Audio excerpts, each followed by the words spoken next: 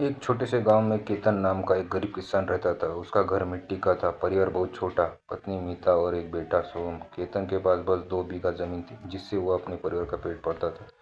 लेकिन उस साल बारिश बहुत कम हुई, खेत सूखने लगे। गांव के कई किसान शहर जाने की सोचने लगे। केतन भी परेशान था, क्योंकि घर में खाने के लिए अनाज कम था। एक शाम केतन उदास बैठा था, तभी उसका बेटा सोहम बोला, पापा, अगर हम मेहनत करते हैं तो ऊपर वाला जरूर मदद करेगा। बेटे की बात सुनकर केतन के चेहरे पर थोड़ी उम्मीद आई। अगले दिन से वह सुबह सूरज निकलने से पहले खेत में पहुंच जाता। वह कुएं से पानी निकालकर फसलों में डालता। उसकी पत्नी मीता भी उसका साथ देती। गांव वाले उसका मजाक उड़ाते। लेकिन इतनी मेहनत करके क्या मिलेगा, बारिश तो होने वाली नहीं।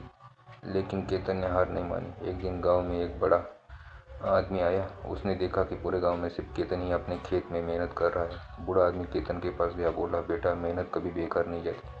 उसने केतन को अच्छे बीज दिए और खेती का नया तरीका बताया। केतन ने वैसा ही किया। कुछ दिनों बाद अचानक मौसम बदला, तेज बारिश हुई।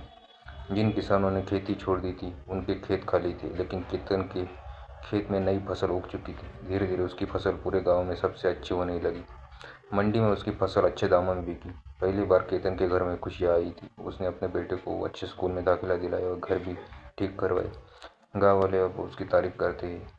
एक दिन वही लोग केतन से पूछने लगे, तुम इतने मुश्किल में हार क्यों नहीं मानते हो? केतन मुस्कुराया और बोला, क्योंकि मेहनत और उम्मीद यही किसान की सबसे बड़ी ताकत होती है। उस दिन से गांव के लोग भी मेहनत के साथ काम करने लगे। जो इंसान मुश्किल समय में मेहनत और उम्मीद नहीं छोड़ता, सफलता एक दिन जरूर